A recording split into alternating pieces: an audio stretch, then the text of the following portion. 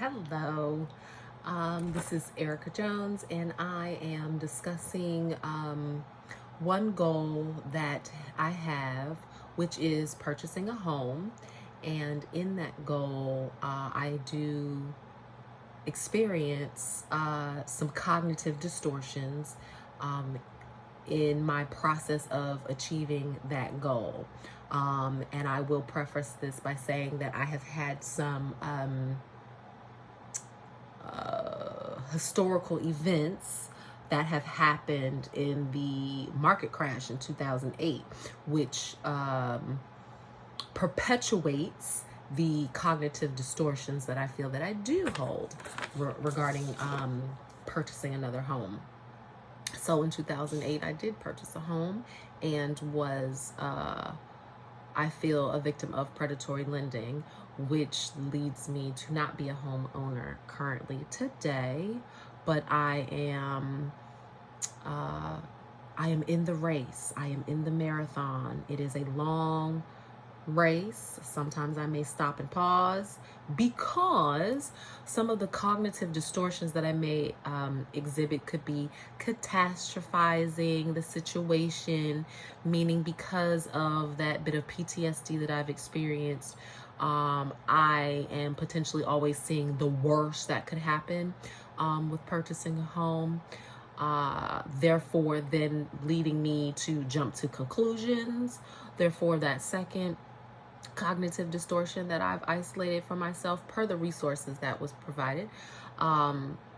Thirdly, I can also experience disqualifying the positives with home purchasing.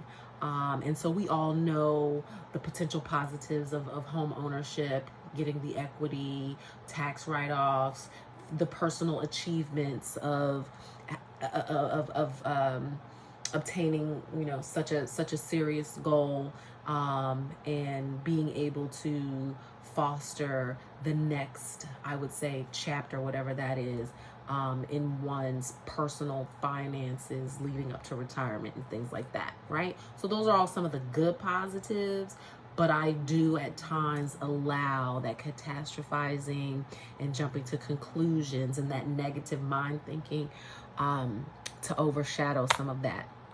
So my 5-step coaching plan that I've used on myself, and that I would use potentially to support others, first step would be to identify what those cognitive distortions are, identifying them and just owning them. I think that's the first step, calling in on that awareness.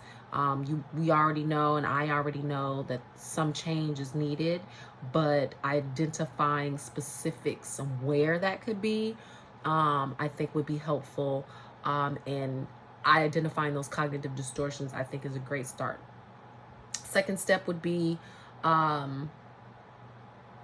change through the pattern.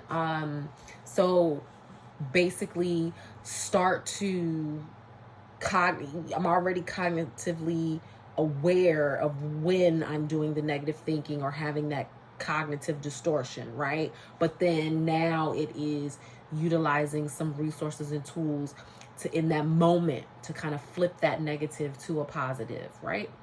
And that could be positive self-talk, maybe stopping doing a journaling exercise, reflecting, maybe call a friend, and talk through it.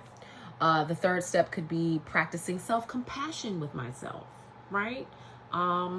Knowing that purchasing a home ownership is a big step, and knowing that I've done it before, I know that I can achieve that goal again, right? But it's just what I want that goal to look like is really where I need to have that compassion for myself, right?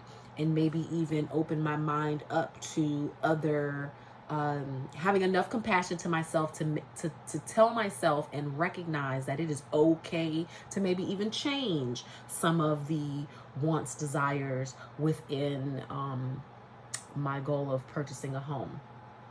My fourth step would be identifying some coping strategies. Like I kind of talked actually in the second step.